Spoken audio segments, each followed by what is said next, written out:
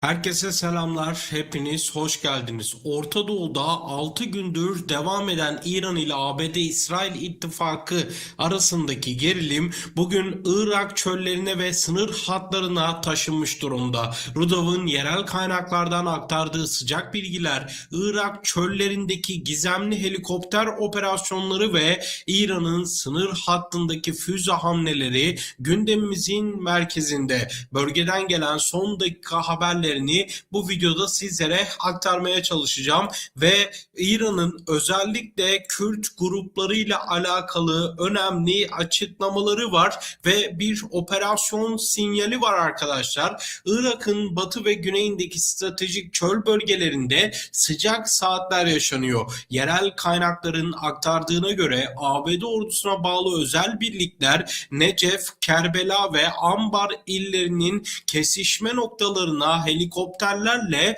askeri indirme gerçekleştirdi. Biliyorsunuz ki bir kara harekatı da aslında konuşuluyordu. Operasyonun detayları oldukça çarpıcı. Rutba ilçesindeki yetkililer ABD güçlerinin iki ana noktada konuşlandığını bildiriyor. Askerlerin bir kısmı Kerbela'nın Nukayb nihayesinde 40 kilometre mesafedeki Sinina bölgesine, bir kısmı ise Suudi Arabistan sınırındaki Rusta ilçesinde bulunan Calabat bölgesine indirildi. Görgü tanıkları ve yerel çobanlar bölgeye 5 ila 7 askeri helikopterin yanı sıra çok sayıda Humve tipi askeri aracın indiğini rapor etti. Ancak bu hareketlilik kanlı bir çatışmaya dönüştü. Çarşamba akşamı bölgede arama tarama faaliyeti yürütülen Irak sınır muhafızları ile ABD birlikleri karşı karşıya geldi. Eski parlamenter Hasan Fadem El Cenabi, ABD güçlerinin Irak birliğine ateş açtığını, saldırı sonucu Irak askerinin hayatını kaybettiğini ve 2 askerin yaralandığını duyurdu. Ayrıca Irak ordusuna ait 2 Humve aracı kullanılamaz hale geldi denildi. El Cenabi bölgeye inen birimlerin kesinlikle ABD gücü olduğunu vurgularken İsrail askeri iddialarını da yalanladı. Irak güvenlik medya ağı ise olayı haksız bir ihlal olarak tanımlayıp yüksek düzeyli bir soruşturma başlattı. Sizce ABD'nin Irak çöllerindeki bu ani tahkimatı bölgedeki İran lojistik hatlarını tamamen kesmeyi mi hedefliyor? Lütfen yorum kısmında belirtin. Ve yorumları yazarken bence şunu da göz önünde bulundurun. Trump'ın Hürmüz Boğazı ile alakalı yapmış olduğu açıklama. Çünkü Hürmüz Boğazı'nı İran kapatma kararı almıştı ve aslında dünya, ya daha doğrusu Avrupa ve ABD bunun daha fazla kapalı kalmasına dayanabilecek durumda değil.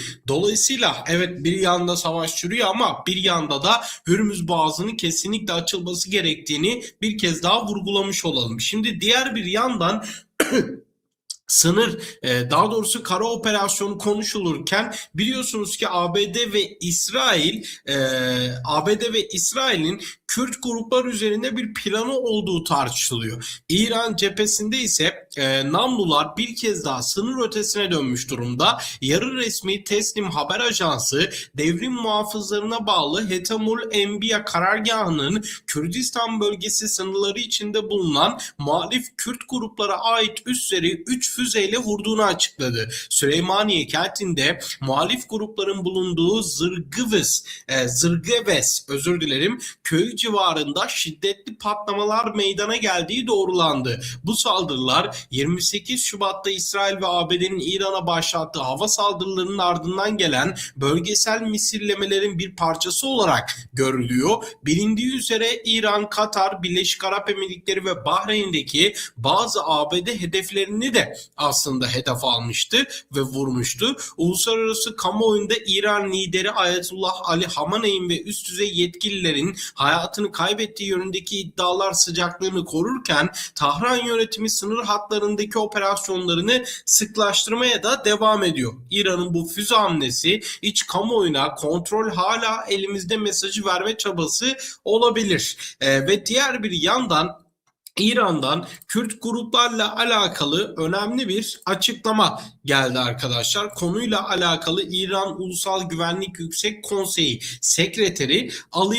Ali Larijani bölgedeki hareketliliğe ilişkin muhalif Kürt gruplara yönelik çok sert bir mesaj yayınladı ve aslında tehditler savuruldu, parmak salladı. Larijani ayrılıkçı gruplar sanki bir rüzgar esmiş gibi herhangi bir eyleme kalkışmasınlar. Bu tür girişimlere hiçbir şekilde göz yummayacağız ifadelerini kullandı. Larijani sahadaki tüm gelişmelerin İran Silahlı Kuvvetleri'nin tam kontrolü altında olduğunu belirterek askeri teyakkuz seviyesinin en üst düzeye çıkarıldığını vurguladı. Bu açıklama İran'ın olası bir iç karışıklığa veya sınır ötesinden gelecek bir kara hareketine karşı ne kadar sert bir refleks gösterdiğinin bir kanıtı aslında. Ama durum böyleyken biliyorsunuz ki ABD ve İsrail cephesinde ise durum biraz daha farklı ve aslında Trump'a bu kara harekatı sorulduğunda Trump kapıyı kapatmadı. Net bir şekilde evet olabilir de demedi ama her ihtimal masada şeklinde açıklamalar yaptı ve Larijani'nin bu sert uslubu İran'ın güvenlik mimarisinde ciddi bir sarsıntı yaşadığının göstergesi mi?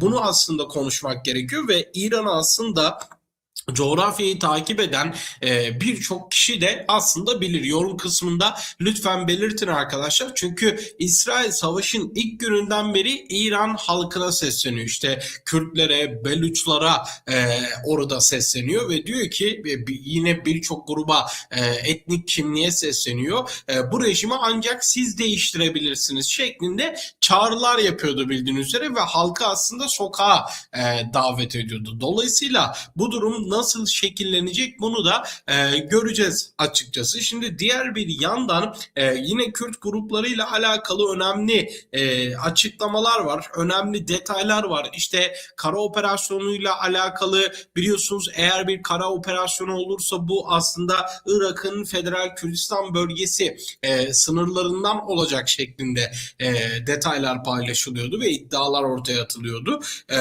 Şimdi gündemdeki son başlığımız ise Batı medyasında yer alan ve hızla yalanlanan bir askeri iddia.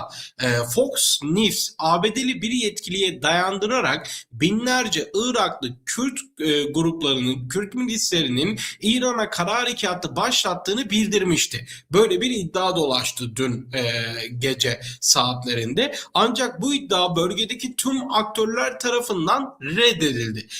Federal Kürdistan Bölgesi Başbakanlık Ofisi'nden Ahmet tek bir Iraklı Kürt dahi sınırı geçmedi. Haberler asılsızdır açıklamasını yaparken Kürdistan Özgürlük Partisi de sosyal medya üzerinden iddiaları kesin bir dille reddetti. Bu yalanlamaların İran'ın Bağdat ile yürüttüğü sınır güvenliği diplomasisinin hemen ardından gelmesi de aslında dikkat çekici ve sizce Fox News gibi kanalların bu tarz doğrulanmamış haberleri servis etmesi bölgede yeni bir provokasyonun ön hazırlığı olabilir mi? Özellikle sanki işte hedeflenen şey evet bir kara harekatı ama bu kara harekatı tıpkı Suriye'de olduğu gibi acaba oradaki muhalif grupları tetikleyerek mi yapılmak isteniyor? Lütfen yorum kısımlarında bunları belirtin arkadaşlar. Sizin de fikirlerinizi yorum kısımlarında okumaya çalışıyorum. Şimdi bugün Irak ve İran hattındaki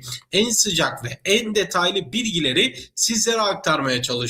İlk Bakış TV olarak sahadaki gelişmeleri anlık olarak takip etmeye devam edeceğiz. Sizler de bu kritik sürece dair görüşlerinizi yorumlar kısmında bizlerle paylaşmayı unutmayın. Kanalımıza abone olarak ve videoyu beğenerek bağımsız haberciliğimize destek olabilirsiniz. Bir sonraki yayında veya videoda görüşmek dileğiyle. Hoşça kalın.